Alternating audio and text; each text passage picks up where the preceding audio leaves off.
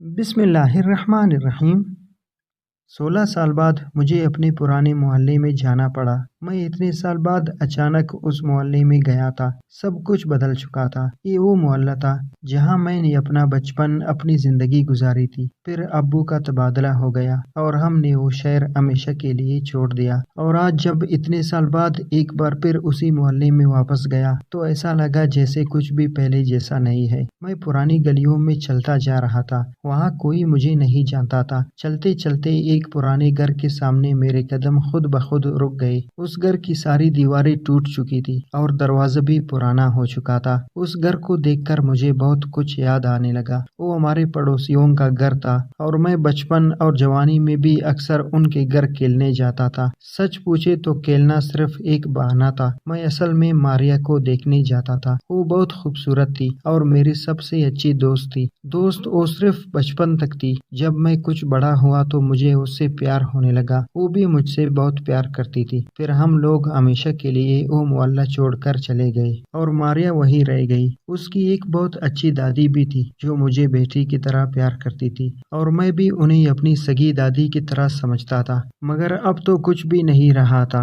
شاید اب ماریا کی شادی ہو گئی ہوگی اور اب تو اس کے بچے بھی ہو چکے ہوں گے۔ اتنے سال جو گزر چکے تھے اور اس کی دادی تو اب یقیناً فوت ہو چکی ہوگی کیونکہ وہ تو اسی وقت بہت بوڑھی اور کمزور تھی۔ اور اب تو اتنے سال گزر گئے ہیں اور مجھے اس بات پر بھی یقین نہیں تھا کہ یہ گھر اب بھی انہی کا ہے یا وہ بھی یہ گھر چھوڑ کر چلے گئے تھے۔ پھر بھی بے اختیار میں نے دروازہ کھٹکھٹایا۔ تھوڑی دیر بعد دروازہ کھلا اور جس نے دروازہ کھولا تو اسے دیکھ کر میری سانس گلے میں اٹکنے لگی۔ میں صدمے اور حیرت سے اسے دیکھے جا رہا تھا۔ وہ ماریا تھی، بالکل ویسی جیسے میں نے اسے چھوڑ کر گیا تھا۔ وہ بالکل نہیں بدلی تھی، نہ اس کا چہرہ، نہ رنگ اور نہ ہی اس پر وقت گزرنے کا کوئی اثر ہوا تھا۔ وہ ابھی بھی ویسی ہی خوبصورت اور جوان تھی۔ مجھے دیکھ کر اس نے اداسی سے کہا، تم آ گئے باسط، میں اتنے سالوں سے تمہارا انتظار کر رہی تھی۔ تم یوں بنا بتائے چلے گئے تھے، ایسے بھی کوئی جاتا ہے کیا؟ میں نے اس کی بات سن کر کچھ شرمندگی سے سر جھکا لیا اور معذرت کرتے ہوئے بولا، آئی ایم سوری ماریا، اس وقت حالات ہی کچھ ایسے تھے اور یہی وقت کا فیصلہ تھا کہ ہم جدا ہو جائے۔ میری بات سن کر اس نے اپنی آنکھیں صاف کی اور بولی، چلو ابھی یہی کھڑے رہو گی یا اندر بھی آؤ گی؟ ماریا کی بات پر میں اندر ان کے گھر میں چلا گیا۔ ان کا پرانا گھر بالکل ویسے تھا جیسے 16 سال پہلے تھا، کچھ بھی نہیں بدلا تھا۔ میں اندر جاتے ہوئے گھر کا جائزہ بھی لیتا جا رہا تھا۔ پھر چلتے چلتے میں اچانک ٹھٹک کر رک گئی۔ میری جو سامنے نظر پڑی تو میں شاکڈ ہو گیا۔ سامنے ایک چارپائی پر ماریا کی دادی بیٹھی تھی۔ میں اس کی دادی کو زندہ دیکھ کر حیران تھا۔ اتنے سال بعد نہ صرف وہ زندہ تھی بلکہ ویسی کی ویسی صحت مند تھی۔ میں آنکھیں پھاڑ کر انہیں دیکھے جا رہا تھا۔ ایسا کیسے ممکن تھا؟ پھر میں نے اس کی دادی کو سلام کیا۔ دادی نے مسکراتے ہوئے میری طرف دیکھ کر کہا، کیسے ہو باسط؟ اتنے سال بعد کیسے یاد کیا ہم غریبوں کو؟ میں دادی کی بات سن کر مزید حیران ہو گیا۔ انہوں نے صرف ایک نظر دیکھ لینے پر ہی مجھے پہچان لیا، جبکہ میری شکل اتنے سالوں میں کافی تبدیل ہو چکی تھی اور جب میں یہاں سے گیا تھا تب میرے چہرے پر داڑھی بھی نہیں تھی۔ میں ان کی یادداشت پر کافی حیران تھا۔ پتہ نہیں کیوں لیکن میرا دل کہہ رہا تھا کچھ غلط ہے۔ میں نے مسکراتے ہوئے کہا، میں ٹھیک ہوں، آپ کیسی ہیں؟ پھر دادی نے میرا ہاتھ پکڑ کر مجھے اپنے پاس بٹھایا۔ اسی وقت ماریا نے اپنے ملازم کو آواز دے کر کہا، ناظم چائے لے کر آؤ۔ میں ماریا کی بات سن کر ایک حیرت میں ڈوب گیا۔ ناظم ان کے گھر کا کافی پرانا ملازم تھا اور وہ اس وقت بھی انہی کے گھر کام کرتا تھا جب ہم چھوٹے تھے، اور آج اتنے سال بعد بھی وہ اسی گھر میں ملازم تھا۔ میرے لیے یقین کرنا مشکل ہو رہا تھا۔ میں نے ماریا سے پوچھا، کیا ناظم اب بھی یہاں کام کرتا ہے؟ وہ مسکراتے ہوئے بولی، ہاں ناظم اب بھی ہمارے گھر میں کام کرتا ہے۔ سب کچھ وہی ہے جیسے تم چھوڑ کر گئے تھے، بس تم ہی بدل گئے ہو۔ ماریا نے شکوہ کیا اور میں اس کی شکوے پر مزید شرمندہ ہو گیا۔ پھر ماریا کی دادی نے ایک نہایت عجیب و غریب بات کہی، بیٹا تم نے ہمارے گھر میں موجود قبریں دیکھ لی؟ میں ان کی بات سن کر بری طرح الجھ گیا اور میں نے حیرانگی سے ماریا کی طرف دیکھ کر پوچھا، یہ دادی کن قبروں کی بات کر رہی ہے اور گھر میں کس کی قبریں ہیں؟ ماریا نے میری بات کا جواب دینے کے بجائے اپنی دادی کو ٹوکتے ہوئے کہا، کیا دادی آپ بھی ہر مہمان کے سامنے قبروں کا ذکر لے کر بیٹھ جاتی ہے؟ اس بیچارے کو چائے تو پینے دو۔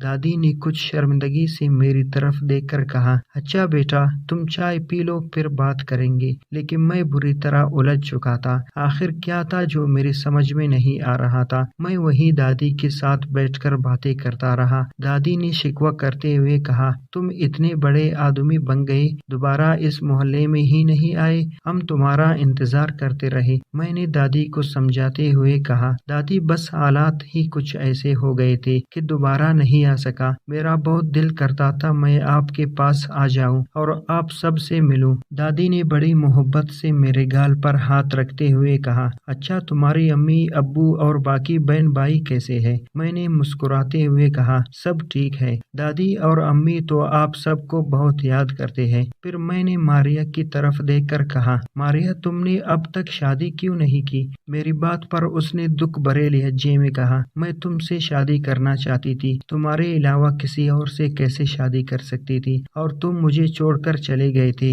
मारिया की हर बात पर मेरे पुराने जख्म ताज़ा हो रहे थे। फिर उनके घर का मुलाजिम नाजिम चाय लेकर आया। मैं नाजिम को देखकर एक बार फिर उलझ गया, क्योंकि नाजिम अब भी वैसा था जैसे 16 साल पहले था। वो बिल्कुल नहीं बदला था और न ही उसकी उम्र बढ़ी थी। मैं सोच रहा था क्या इस घर में रहने वालों पर वक्त गुजरने का बिल्कुल असर नहीं हुआ था? सब के सब वैसे ही जवान थे जैसे मैं उनको छोड़कर गया था। अब तो मुझे यकीन हो गया था कि कुछ न कुछ वाकई अजीब है। नाजिम ने चाय रखकर मुझे देखा और खुश होते हुए बोला, बासित बाबू, आप इतने साल बाद हमारे घर का रास्ता कैसे भूल आए? वो बिल्कुल वैसा था, वही आवाज, वही लहजा। मैंने कहा, यार नाजिम, तुम तो बिल्कुल नहीं बदले, इतने साल बाद भी बिल्कुल वैसे ही हो जैसे पहले थे। और मैं चाय उठाकर पीने लगा। चाय के दौरान मारिया और नाजिम वही बैठ गए और मेरे साथ बातें करते रहे। मैं दादी के साथ भी बातें करता रहा। हम सबको पुराना वक्त याद आ रहा था और पुरानी बातें याद करते रहे। उसी दौरान दादी ने एक अजीब व गरीब वाक़या सुनाया।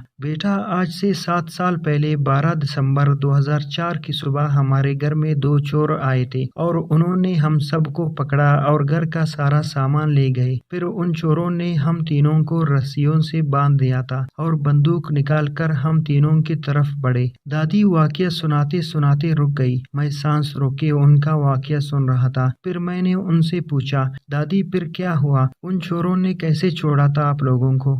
मेरी बात सुनकर दादी ने उदासी से अपना दुपट्टा सर पर लिया और बोले, पता नहीं बेटा, आगे क्या हुआ था, मुझे कुछ खास याद नहीं। अब बूढ़ी हो चुकी हूँ, याददाश्त भी कमज़ोर है। मैंने मुस्कुराने की नाकाम कोशिश की। कुछ देर तक मैं उनके साथ बातें करता रहा। फिर चाय पीकर मैं जाने के लिए खड़ा हुआ। दादी, मारिया और नाजिम भी खड़े हुए। फिर मैंने दादी और मारिया से कहा, चलो इस वक्त चलता हूँ, अगर जिंदगी रही तो फिर मिलेंगे। मैंने जाने से पहले मारिया की आंखों में देखा। उसकी आंखों में बेपनाह उदासी थी। मैं उससे नजरें नहीं मिला सका। फिर मैं वापस जाने के लिए मुड़ा तो दादी ने पीछे से आवाज देकर कहा, रुक जाओ बेटा, कब्रें तो देखते जाओ। मैंने कुछ उलझकर दादी को देखा और फिर दादी ने सामने की तरफ इशारा करते हुए कहा, बेटा, वो रही कब्रें। मैंने नजरें उठाकर सामने देखा तो घर के पिछले हिस्से की तरफ एक दरख्त के नीचे कुछ कब्रें थी। मैं बुरी तरह उलझ गया कि घर के अंदर किसकी कब्रें हो सकती हैं, क्योंकि जब मैं बचपन में यहाँ आता था तब तो यहाँ किसी की कब्रें नहीं थी। दादी ने कहा, चलो बेटा, चलकर देख लो, सोच क्या रहे हो? दादी की बात पर मैं उन कब्रों की तरफ जाने लगा। मारिया, नाजिम और दादी भी मेरे पीछे पीछे आने लगे। मैं उन कब्रों के पास पहुंच गया। वो 3 पुरानी कब्रें थी जिन पर हद से ज्यादा मिट्टी और कुछ जड़ी बूटियां उगी हुई थी। उन तीनों कब्रों पर एक तख्ती लिखी हुई थी। हर तख्ती पर मरने वाले का नाम था। मैं उन कब्रों के पास गया। पहली कब्र की तख्ती की तरफ मैंने देखा तो उस पर नाम पढ़कर मुझे लगा मैं अगला सांस भी नहीं ले सकूंगा। उस तख्ती पर लिखा था, नूरा दादी, वफात 12 दिसंबर 2004। मेरी आंखें खौफ और हैरत से फैल गई। दिल की धड़कन तेज होने लगी। मैंने दूसरी कब्र की तख्ती की तरफ देखा तो एक और सदमा लगा, जिस पर लिखा था, नाजिम अली, वफात 12 दिसंबर 2004। डर और खौफ के मारे मैं पसीना पसीना हो गया। मेरा पूरा वजूद कांप रहा था। میں نے دھڑکتے دل کے ساتھ جلدی جلدی اس تیسرے قبر کا کتبہ دیکھا تو میرے لیے سانس لینا مشکل ہو گیا۔ اس پر لکھا تھا ماریہ اسلم، وفات 12 دسمبر 2004۔ میرا دل خشک پتے کی طرح کانپ رہا تھا۔ اس کا مطلب دادی، ماریہ اور ناظم مر چکے تھے۔ میں نے ڈرتے ڈرتے پیچھے دیکھا، پیچھے کوئی بھی نہیں تھا، سب غائب تھے۔ میں خوف سے کانپتے ہوئے تیزی سے وہاں سے جانے لگا۔ میں اب تک مرے ہوئے لوگوں کے ساتھ تھا، یہ سوچ کر ہی میرا وجود کانپنے لگا۔ ماریہ، دادی اور ناظم مر چکے تھے۔ دراصل 12 دسمبر 2004 کے دن جب وہ چور ان کے گھر آئے تھے تو ان چوروں نے ماریہ، دادی اور ناظم کو مار دیا تھا۔ میرا دل بہت اداس اور خوفزدہ تھا۔ میں بھاگتا ہوا اس پرانے خوفناک گھر سے باہر نکل گیا اور اس دن کے بعد دوبارہ کبھی اس محلے میں نہیں گیا۔